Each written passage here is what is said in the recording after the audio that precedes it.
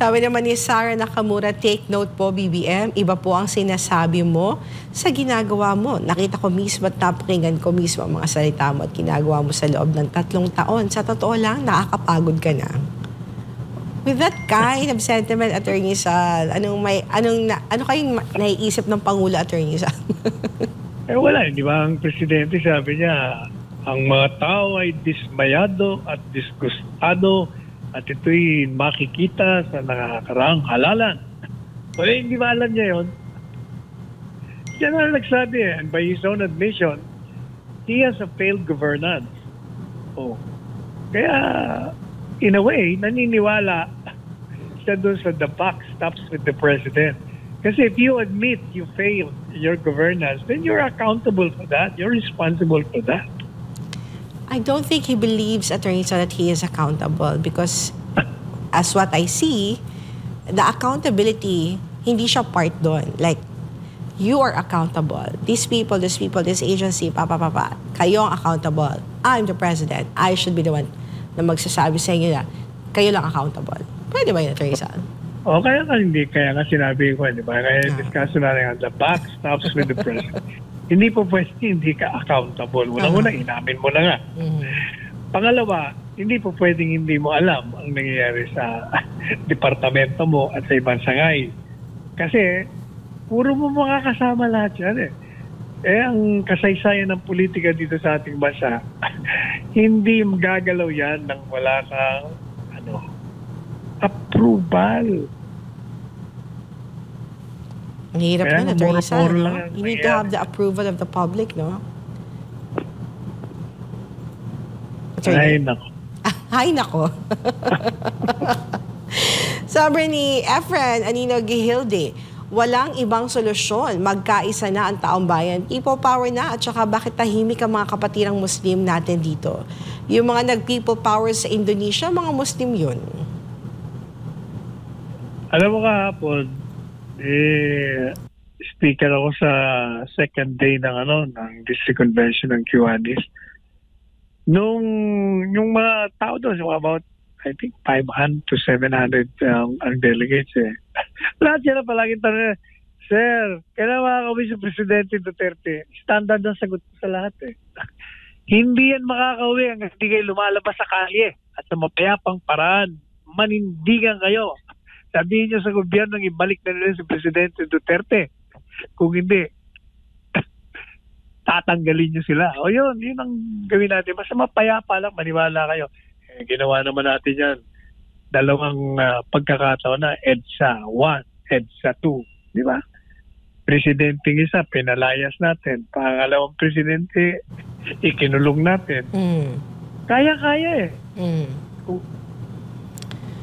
Well, let's wait and see kung ano magiging tugon ng taong bayan, Attorney Sal, as parang isang malaking drama yung nakita natin nag-unfold ngayon sa Senado, sa Kongreso, yung mga nagsasalita sa balita, at yung taong bayan, feeling ko, ang ramdam, alam mo, Attorney Sal, yung pakiramdam mo parang audience lang yung taong bayan natin without any reaction sa mga nangyayari, or napupuko na ba yung mga damdamin nila, at hindi pa, pero kulang pa ba? Hindi pa hinog? Or I don't know, Attorney Sal. That reminds me, mabuti na banggit mo yung people power, mga pagrarally. Nabasa ko kahapon na yung mga estudyante sa UP nagkaroon ng run against corruption. Doon sa loob ng university premises, Jesus Maria, ano nangyari na sa mga estudyante sa UP? Bakit dyan lang kayo sa loob ng campus? Lumabas kayo, gayaan yung ginawa namin, kami mga estudyante nun sa UP. Sakali kami nagpunta. Hanggang ang buong Pilipinas ay nasa kalye na. Tingnan mo di ba, meron mga statements yung mga negosyante, ang dami nila. Laban sa korupsyon. Sabi ko, bakit? Kayo dapat nag-oorganisa, kayo ang mga apektado. Hindi nyo ginagawa. Meron, aywan ko kung nakarating na sa'yo, nabasa ko, na merong gagawing parang rally. May nananawagan pero hindi niya alam kung sino. Basta may nagpapakalat na may rally on September 13 ba? Ang sabi. Tapos yung iba naman, hindi, wag yan. Dahil mga DDS yan. dito tayo sa September something naman. September 21 yata yung kanila naman. Ay, hindi ko na malaman kung ano. Titingnan natin, Atty. Sal, kung whatever date it is, Atty. Sal, kung saan ba lalabas yung mga kababayan natin. Sabi naman ni... Dapat, alam mo, Hana, ang gusto kong makita ay ang panguna ang Iglesia ni Cristo sa kanilang paglabas. Kasi sila talagang may impact Sila ang may manpower na isang salita lang lalabas sila sa kalye. Yun ang inaantay ko. Sasamahan pa ng KOJC, patay na. Sasamahan pa ni Brother Eddie Villanueva, ayos na. Sigurado makikinig na ang gobyerno. Sabi naman ni Daniel S. Nobil, attorney, dapat may namumuno sa mga pagkilos gaya sa inyo noong unang panahon. Oo nga. Ang problema kasi, yung mga gusto mag-leader, mga questionable rin Kaya, dalawa lang ang pwedeng manguna ngayon, sa tingin ko. Si VP Inday Sara or si Robin Padilla. Sila ang dapat manawagan na lumabas sa kalye mga tao. Basta mapayapa lang. Hindi naman tayo manghihikayat. Ayaw natin. Ang ginagawa ngayon ng iba, meron dyan akong nabasa sa mga text message parang nananawagan ng karahasan, lusubin na. Hindi po pwede yun. Kailangan sa mapayapa. Nagawa nga natin ng EDSA Revolution, mapayapa Mapayapa din yung pangalawa. O bakit hindi natin pangatluhan? Basta mapayapa lang tayo. Sabi naman ni Rosaline, BBM must stop traveling. There's no return on investment because who is crazy to do business in our country where rampant corruption and peace and order are the problem of our society? Ano masasabi mo doon, Atty. Sal? Ano sabi niya? Anong problem ng society? Corruption and peace and order. Hindi nga ba? Corruption. Pero alam mo yung corruption, yan ang, that's only the result of the lack of education of most of the Filipinos, formal education. Kung binigyan mo ng formal na edukasyon ng lahat ng Pilipino, hindi mangyayari lahat yan. Kasi yung corruption comes from mga crooked politicians. Sino bang nag-aaral yan? Yung mga elektorado. Kung kulang sa edukasyon, walang edukasyon, talagang iboboto yung mga crooked na yan. Kasi vulnerable ka. Pag hindi ka educated, you're vulnerable to a lot of things like you're open to bribery.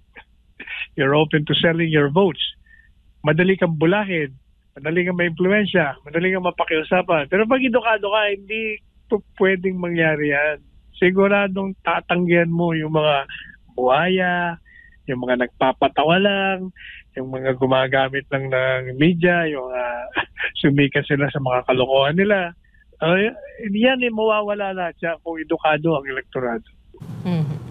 We should push talaga, Atty. Sal, to educate the electorate, Atty. Sal, Samantala, sabi ni Severino Abesames, Secretary Dizon, sana di ka puro bunganga lang sa DPWH sa mga ghost project at lahat ng mga nakawan sa DPWH. Ano masasabi doon, Atty. Sal? Nagsisimula pa na naman si Sec Dizon. Ang problema, bunganga rin yung mga kontra sa gobyerno. Puro na rin kayo bunganga. Lumabas kayo sa kalye. Mapayapang pagtitipon at pagpapahayag ng inyong nagninikit na damdamin. Sabi dito, Senate Duterte bloc like Padilla, Go, De La Rosa, Marcoleta, and Marcos should join the majority under Soto, Senate President. Art of war strategy. Let's see if Hontiveros will stay in the majority, defending, supporting, and protecting the Senate institution to protect being a rubber stamp of the Malacanang. Ano masasabi mo dito, Atty. Sal? Ako, pag ganun pa rin, revolutionary government ang pag-asa natin. Sabi naman ni Vicente Mangatol, in simple terms, the Supreme Court, as mandated by the Constitution in the country, has the power to resolve conflicts between the other two co-equal branches of government.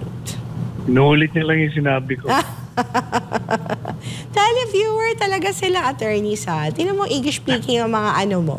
Ang mga nagko-comment sa'yo. Napapa-English siya sa'yo, Attorney Sal. Alam mo ba yon? Sabi niya, in simpler terms na, as if complex yung sinabi ko. Simpleng-simple nga eh. Sabi naman, yes, Attorney. Alam mo, Hana, nakakatuwa yung mga lumapit sa akin doon sa pinupunta ko, sa Zambales, sa Davao, Cebu. Ang palagi nila sinasabi, natutuwa rin sila sa programa natin kasi naiintindi na nga sa layman's terms yung mga complex na pinag-uusapan na i-reduce natin doon sa ordinaryong pag-iintindi nila. Yun ang lahat ang sasabi sa akin. Diba? You are educating the electorate, Attorney Sal, in your own way. Dapat pala itawag, hindi na Attorney Sal tawag ko sa'yo, Professor Sal.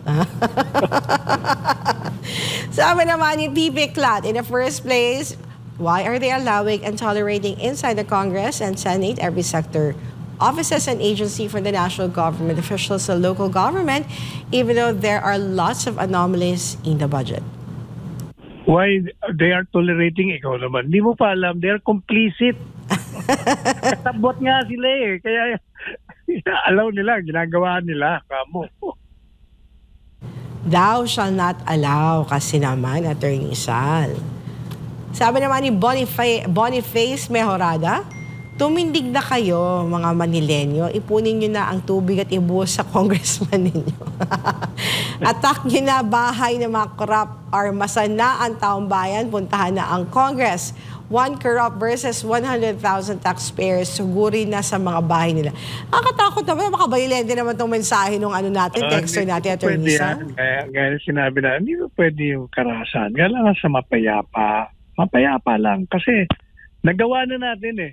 So pwede. Kayang-kaya. Sobrang kaya nga.